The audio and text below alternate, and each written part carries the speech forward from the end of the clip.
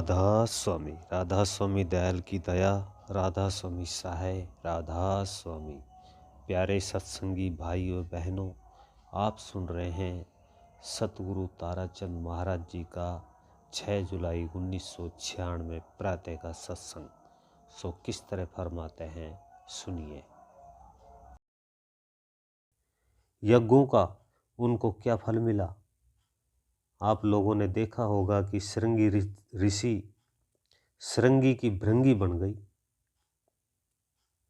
पारासुर की भारी दुर्दशा हुई, नारद की भी इसी तरह से दुर्दशा हुई। किस किस की बात पूछोगे, बहुतों के इतिहास याद आ जाते हैं। बचा कौन? बचा वही जो राम की शरण में आया। वह राम तुम्हारे अंदर ही बैठा है, वह रोम रोम में रमा हुआ राम है। तो रमा हुआ वह शब्द ही है, सारी दुनिया की जान वह शब्द है। इसलिए ही संतों ने शब्द की महिमा की है। अब वह त्रेता युग भी बीत गया, उसके बाद में द्वापर में मल चढ़ गया था। उस मल को हटाने के लिए लोगों ने धर्म पुण्य किए, पर धर्म पुण्य वाले भी असफल हो गए। वो क्यों फेल हुए? कहते हैं गुरु बिन माला फेरत और गुरु बिन देत दान, गुरु बिन दान हराम है, जा पूछो वेद पुराण। मैं सतगुरु की महिमा बताता हूँ कि जिसको सतगुरु मिलिया उनका लेखा निमड़िया, कि जिनको पूर्ण सतगुरु मिल जाता है उनके काल का कर्जा चुक जाता है। पर वह पूर्ण संत सतगुरु काल की व दयाल की हद बता देता है। चाहे कोई कितना ही आडंबर बनाए बैठा हो, चाहे कोई रामायण सुना करके खुश करता हो, चाहे चुटकुले बना करके खुश करता हो, कोई कथा सुनाकर खुश करता हो या संस्कृत सुनाकर खुश करता हो, संत तो अपना तजर्बा ही बताते हैं और उन्हीं का नाम संत है। संत 3-4 चीज़ों के साथ लेकर के आता है। आप जानते हो, एक उसके साथ में विश्वकर्मा होता है, एक कुबेर भंडारी और सरस्वती माता उनकी जुबान पर रहती है। वह अपना अनुभव बताता है। और चौथी चीज़ यही है कि जो सतगुरु 2 रोटी नहीं दे सकता, वह मुक्ति कैसे देगा? संत सतगुरु मैदान में आकर के बैठता है और वह गद्दी का रद्दी नहीं बनता, करनी का गुरु बनकर के आता है और जीवों को ले जाता है। इसलिए ही मैंने बताया कि द्वापर में मल चढ़ गया और उस मल को दूर करने के लिए हमें धर्म करना बताया, पर फिर भी तीनों चीज़ों ने काम नहीं किया। आपने सुना होगा कि सतयुग में थोड़े से ही का उद्धार हुआ होगा, त्रेता में भी थोड़े से ही जीवों का उद्धार हुआ होगा। ये कबीर साहब मोक्ष की बातें बताता हूँ। द्वापर में और भी थोड़े जीवों का उद्धार हुआ, पर कलयुग में तो नंबर ही लगा दिया। संतों ने आकर जीवों का उद्धार कर दिया। फिर भी संतों के मुकाबले में आकर के काल के जीव भी खड़े हो जाते हैं। आप प्रश्न कर सकते हो कि काल के जीव कौन होते हैं? ये जीव अपने मन मर्जी के मार्ग चला लेते हैं, मन मर्जी की बातें की, दूसरों की बातों का सहारा लेकर के चला लेते हैं। संत तो अपना अनुभव बताते हैं। मुझे ये प्रेमी ने कहा, क्या अनुभव? मैंने कहा कि स्वामी जी का अपने ही घर का अनुभव था, हजूर महाराज जी का अपने घर का अनुभव था, शिवरत लाल जी का अपने घर का अनुभव था और मेरे अरमान साहब का अपने घर का अनुभव था, दाता का अपने ही घर का था।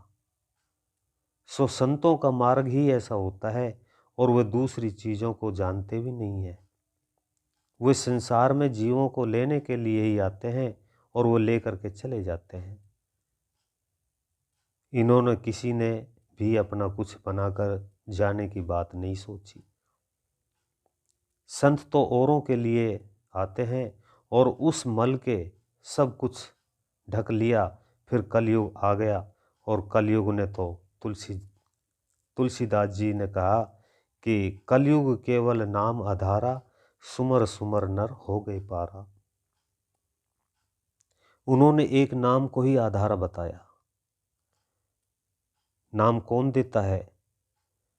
तुमको नाम कोई नहीं देता, तुम्हें तो खाली मंत्र बताया जाता है, जंत्र बताया जाता है, तंत्र बताया जाता है।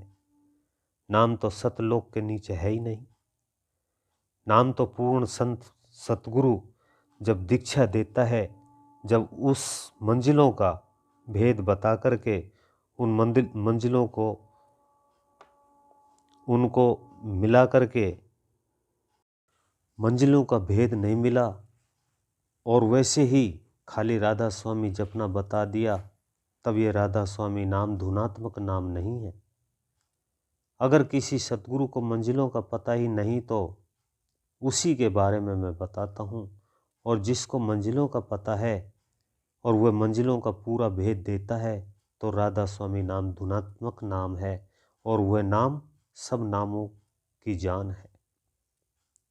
इसलिए ही राधा स्वामी नाम धुनात्मक नाम है। उसको जो वर्णात्मक कहता है उसको पूरा सतगुरु मिला ही नहीं। मेरे पास में एक संत बाबा सावण सिंह की साख है। उन्होंने लिखा है कि अगर इस नाम को कोई वर्णात्मक कहता है तो उसको पूरा संत सतगुरु मिला ही नहीं। स्वामी जी भी यही कहते हैं, सत्य पुरुष का रूप दिखाऊं अलख अगम दूर दर्शारा, तिसके आगे राधा स्वामी निज रूप हमारा। कि वह निज हमारा रूप है। सब शाखें संतों से मिलती है। अब सतयुग आ गया। कलयुग के बारे में तुलसीदास जी ने तो बहुत ही बेधड़क होकर कहा कि कलयुग में सम आन जुग नहीं, जो नर करही विश्वास, नाम डोर गहे भव तिरे जामन तुलसीदास। कि तुलसीदास जी कहते हैं कि मैं जामन हूँ कि नाम की डोर पकड़ लो। वे नाम कौन सा है, कौन सी डोर है? यूं तो अनेक ही नाम जपते हैं, पर 9 करोड़ का नाम तो सतलोक में मिलता है। वे धुनात्मक नाम है और उसी नाम से हमारा काम है। वही नाम हम सबकी जान है। वे नाम सारी सृष्टि का करता है। स्वामी जी इसीलिए तो कहते हैं कि देखो सब जग जात बहा। ये सब चारों ओर ही युग बहते चले गए। कलयुग में आकर के एक सतगुरु का शरण लिया और ये बताया कि सतगुरु का शरणा लीजे भाई, ताते जीव नरक न जाई। तो अब ये तीनों पर्दे कैसे दूर हटेंगे? मल विक्षेप और आवरण के ये 3 पर्दे हैं जो इस पर पड़े हुए हैं। सतयुग का आवरण, त्रेता का विक्षेप और द्वापर का मल, तीनों पर्दों को हटाने के लिए ये कलयुग ही है।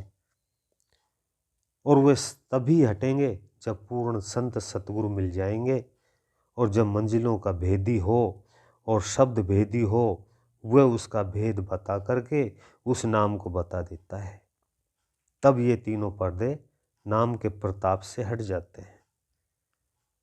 कलयुग इतना अच्छा है कि स्वामी जी भी यही कहते हैं कि कलयुग कर्म धर्म नहीं कोई, नाम बिना उद्धार न होई, दुनिया ढूंढे त्रिलोकी माई, नाम तो रहे चौथे लोक माई।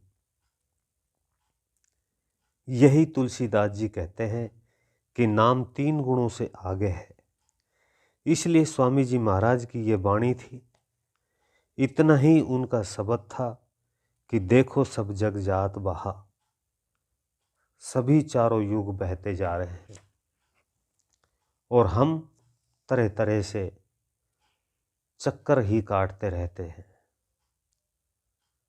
कोई तप में, कोई पूजा पाठ में, कोई हवन यज्ञ में, तो कोई तीर्थ व्रत और मुक्ति, तो इनमें किसी में भी है ही नहीं। मैं अन्याय तो नहीं करता हूँ और न ही मैं कोई पाखंड रचता हूँ। बताओ इनमें किसी की मुक्ति हुई हो तो? जब ब्रह्मा विष्णु और महेश की ही मुक्ति नहीं बताते हैं तो फिर उनकी मुक्ति कैसे होगी? ये स्वर्ग बैकुंठ में चले जाएंगे और स्वर्ग बैकुंठ की मुक्ति म्यादी मुक्ति है, अनादि नहीं है। सो फिर क्या करोगे? आप लोगों को भी ख्याल आया होगा कि क्या करें, कि नाम डोर पकड़ करके भव सागर तिरो। नाम को कैसे पकड़ोगे? सो उस नाम को भूलो मत।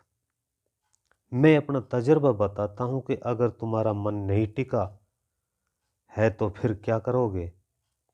ये विचार जरूर रखो कि ये नाम फला स्टेज का है, ये नाम फला मंजिल का है।